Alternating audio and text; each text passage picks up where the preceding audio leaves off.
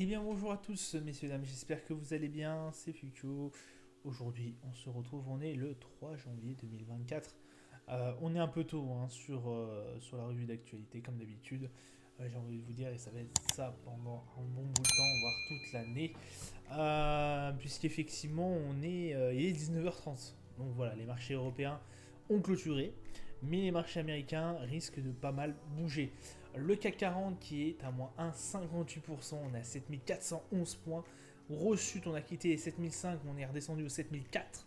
L'Eurostox, moins 1,43, on est à 4448 points. Le DAX, moins 1,38, 16 539. Le FTSE, moins 0,51, 7682. Le Dow Jones, moins 0,34, 37 586. Le Nasdaq, moins 0,71, 14 660. L'Unique 225, moins 0,22, 33 464. Le pétrole Brent, 78,22$, on reprend 2,87%.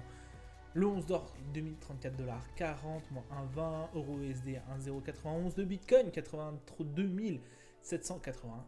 On a une grosse chute au niveau du Bitcoin. Palmarès du SRD, on a Gisnap, Gas Trans, pardon, plus 3,73, Danone plus 1,66, la LDJ qui gagne plus 1,51.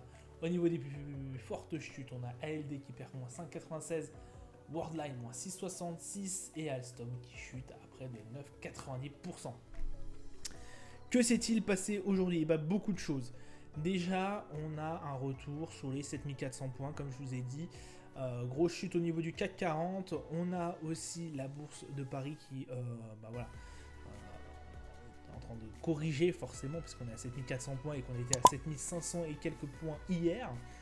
Donc tendance qui commence à s'atténuer, cette tendance haussière qu'on avait connue depuis le début de l'année, enfin le début de la fin d'année, j'ai envie de dire, depuis octobre, qui a été vraiment incroyable cette hausse.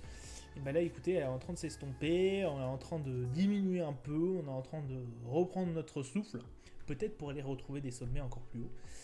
Mais c'est surtout certaines interrogations, notamment au niveau de la Chine, qui posent problème. On a vu des indicateurs qui ne nous ont pas trop plu. Forcément, le luxe est impacté, on le sait forcément. Et que c'est aussi une très très grosse part du CAC 40. Donc c'est pour ça qu'on a un CAC 40 qui chute aussi fort. Ceci dit, il y a encore pire. Effectivement, je vous rappelle, fin de l'année, on avait notamment eu l'élocution de Jérôme Powell qui nous avait rassuré en disant les taux directeurs vont potentiellement baisser prochainement et voire par 3 fois.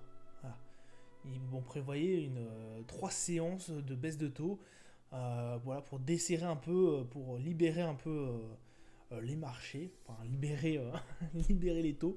Et voilà, on avait prévu, je crois que c'était près de 0,75 points de base de recul. Enfin, on allait desserrer un peu le niveau monétaire. Là, on s'interroge. Alors, on savait que notamment ça a été complètement, j'ai envie de vous dire, il y a eu des extrêmes en fait. Il y a eu Christine Lagarde qui avait dit, dans sa dernière élocution, on n'a absolument pas parlé du desserrement monétaire. Et il y a Jérôme Powell qui nous dit, écoutez, il y a au moins 75 points de base qui seront actés pour l'année prochaine. Voilà. Le grand écart qu'on a eu. Et écoutez, là pour l'instant, alors après, on n'a pas eu la minute de FOMC, la minute de la Fed qui va pas dedans. Je me demande si elle n'est pas sortie là.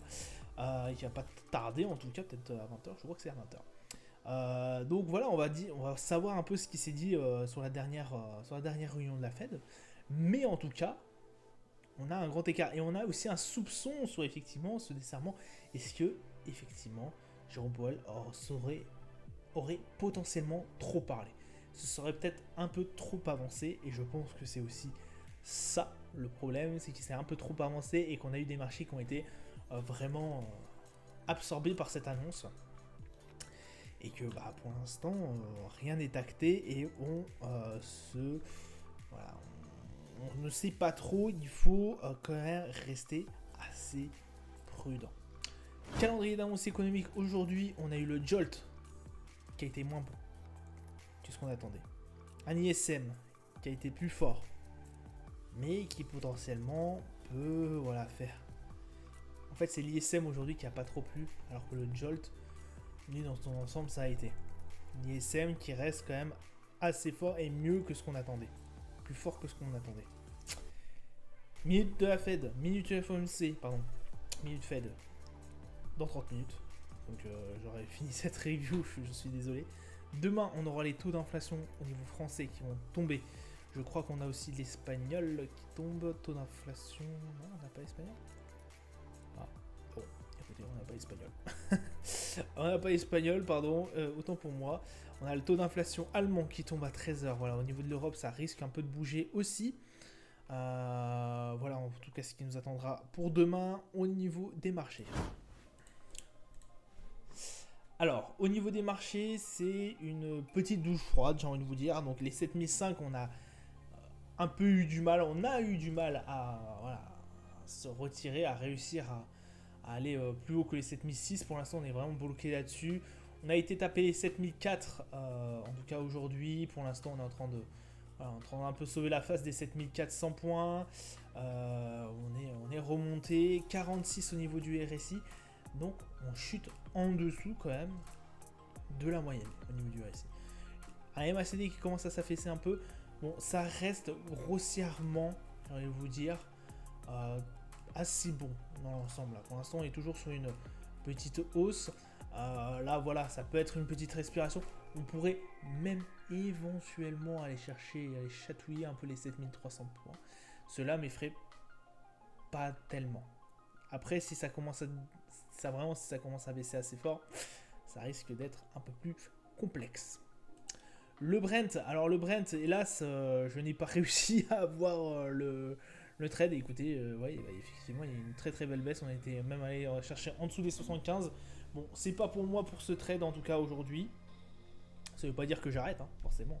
Non, je n'arrête pas. Écoutez, je ne coupe pas ce trade. Effectivement, j'avais pris une position hier qui a été très très vite vendeuse, enfin qui a été très très vite dans le profit. Bon là, écoutez, on a eu un bon relance au niveau du Brent. On a revenu sur les 48 au niveau du RSI. Bon, écoutez, on a atteint les 78$. Pour l'instant, le Brent à 78$ a l'air d'être vraiment un point culminant, j'ai envie de vous dire, à être un point... On va dire il sort à une petite résistance journalière. Après voilà, je pense que d'ici peu de temps on pourrait voir éventuellement le Brent redescendre en dessous, effectivement aller à chercher les 74$ et quelques. Donc voilà pour le Brent. Le 11 d'or qui lui aussi respire un peu. On avait fait une belle hausse ces derniers temps.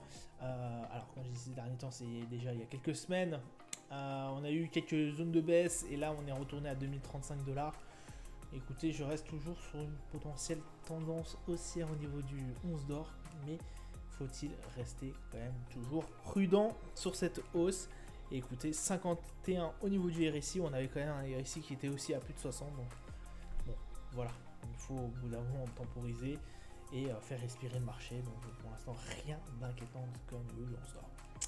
Le S&P c'est pareil, c'est pas non plus catastrophique. 59 au niveau du RSI, on est toujours très très proche. On est pratiquement sur les 60, hein, donc voilà, il y a quand même une forte tendance haussière. On a sur une troisième séance perdu un peu la main. Voilà, on est toujours dans le rouge. On sait que le mois de janvier peut être assez compliqué. Le MACD toujours en tendance haussière. Mais bon, voilà, pour l'instant, pour moi en tout cas, il n'y a pas grand chose d'inquiétant. Le Nasdaq c'est pareil, malgré le fait qu'effectivement, alors moi j'avais parié sur un rebond au niveau des 16 517. Pour l'instant ça a l'air un peu plus complexe, mais bon voilà, la nuit du FOMC peut jouer, les prochaines séances peuvent jouer aussi. En tout cas, les 16 517 ont l'air compromis. Enfin en tout cas, cette résistance des 16 517 a l'air compliquée. On verra ça par la suite, mais en tout cas, voilà, pas non plus de grosses perturbations. On est sur une quatrième séance d'affilée en baisse. Je pense qu'on peut très très vite revenir dans la course. En tout cas, on a réussi à 51, écoutez, et un MACD, voilà, toujours en forte tendance haussière. On va attendre un peu ce qui se décante au niveau des marchés, voir ce mois de janvier avec prudence. Malgré le fait que effectivement je jouerais potentiellement le rebond sur cette zone là. Le Dow Jones, bah écoutez, lui c'est l'un des seuls pratiquement qui n'a pas eu grosse baisse. On a 37 564. Écoutez, pour l'instant, c'est une petite baisse, c'est une baisse légère. On reste vraiment sur un élan haussier qui est assez incroyable sur le Dow Jones. C'est que malgré certaines annonces qui peuvent toucher, notamment sur le niveau du desserrement monétaire, sur le doute du desserrement monétaire, écoutez, pour l'instant, le Dow Jones n'a pas l'air de vriller tant que ça et a l'air vraiment d'être sûr de soi. On est vraiment sur un Dow Jones qui est assez puissant au niveau de la montée et qui, comme on continue, contrairement à certains de ces, justement à ces deux compères qu'on a vus juste précédemment, écoutez, a l'air toujours lancé sur sa hausse. On n'a toujours pas touché la moyenne mobile et écoutez, ça reste quand même assez fort. 70 au niveau du RSI, on est bien au-dessus du Nasdaq et du Dow Jones. Donc écoutez, pour l'instant, du Nasdaq et du S&P, pardon. Écoutez, pour l'instant, ça se passe plutôt bien pour notre Dow Jones. Voilà, ça sera tout pour moi pour aujourd'hui. Je vous souhaite une excellente soirée, une bonne journée à vous. Je vous dis à plus tard. Ciao, ciao.